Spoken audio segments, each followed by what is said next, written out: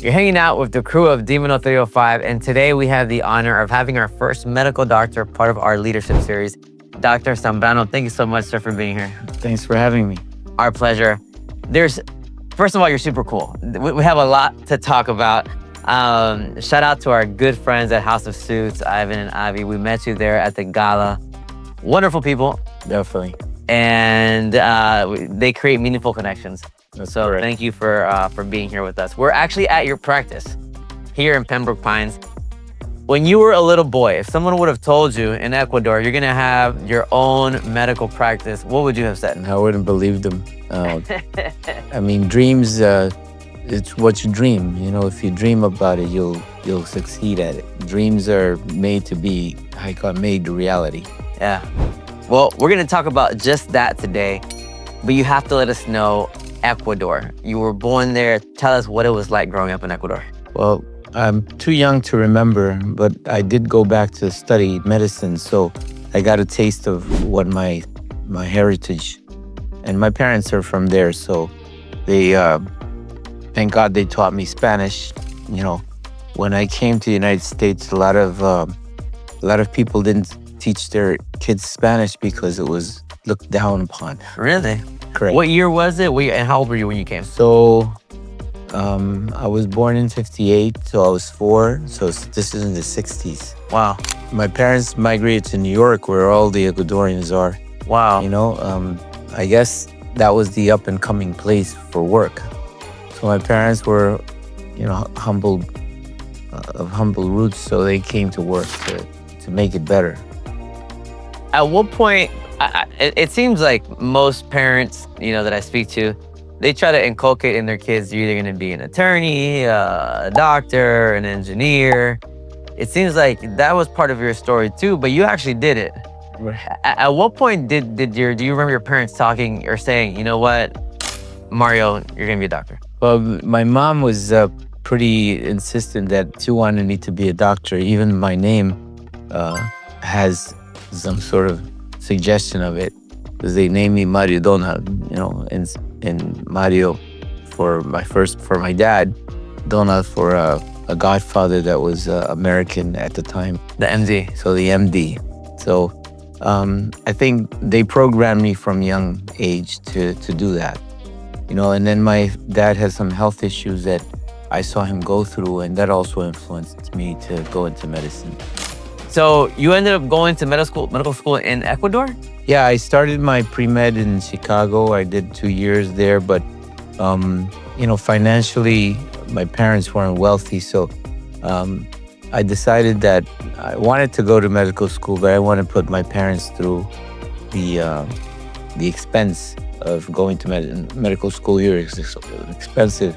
Still is expensive. Yeah. It was expensive back then. Now it's more expensive. Yeah, it keeps going up. Correct. So when we talk a little bit about your focus is children. Correct. What was kind of the catalyst for that? So that's a good question. My first desire was to be an internist, you know, to see adults. But when I came here, I had to, you know, I was getting a little older, so I didn't want time to pass. So they offered me pediatrics, and I said, okay, I'll try it. And, you know, if I don't like it, I'll just change. I'll jump to another specialty. But I ended up liking it, and I stuck with it. What is it about kids? They listen to you. They follow through with treatment because the parents make sure that, you know, adults, they don't follow. We're a little more hard-headed. They're hard-headed. You tell them to lose weight, you tell them to stop smoking, and they don't listen to doctors.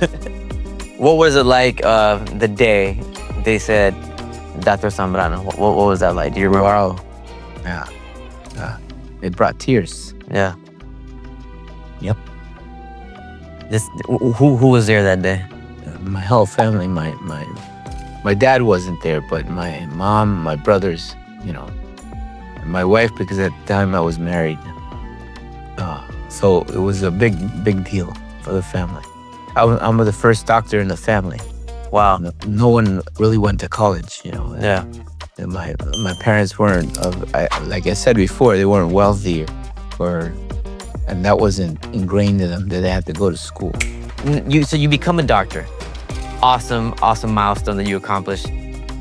What was next? Because sometimes people think, and a lot of our young viewers that are watching think, okay, you got the degree, but there's a lot of stuff that happens after the degree that we often don't even talk about.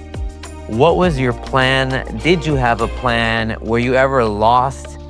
What was the idea post MD? My idea was always to come back because even though my education was great as a doctor in Ecuador, I felt that I needed more experience and training.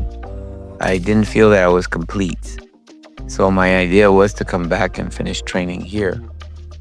So that was my focus, pass the boards, which is not an easy task. There's doctors I know that has spent years trying to pass the boards and have not been able to. And they did something else. So at what point did you start your practice, or what was next? After you do all that stuff, what was next? Get a job. So I found a job. I've always been a hands-on person. So I got my first job was as an ER doctor, which I still do. I do that on the side. It's like a little side gig. Correct. Yeah. ER doctor. Okay. So I do pediatric ER down in Homestead. It's a small ER, but it's busy. And thank God I have that because the practice is a business. And we went to medical school to be doctors, not businessmen. Yeah. So a lot of the learning that you have to go through to run a business is depending on other people. So you have to surround yourself with people that know the business of medicine. Yeah. Now it's business.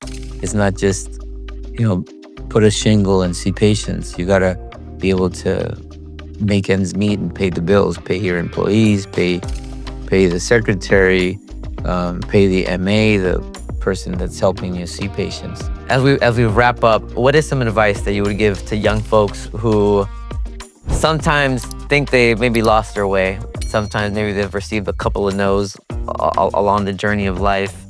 What would you tell them to kind of keep pushing forward? Well, believe in themselves. Everything is possible if they believe have faith in themselves. You can reach your goals if you keep working hard and trust that you can succeed. Last question, where do I get these cool boots?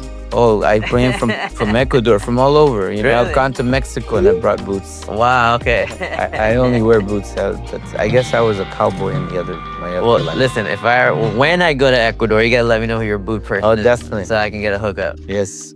Cuenca, you gotta go to Cuenca. That's Cuenca. Their boots. They make boots and they're pretty reasonably priced. Perfect. Vamos a Ecuador. Now for you, thank you, Dr. Zambrano. Thank you so much. Yes, sir. I appreciate you coming down. Our pleasure.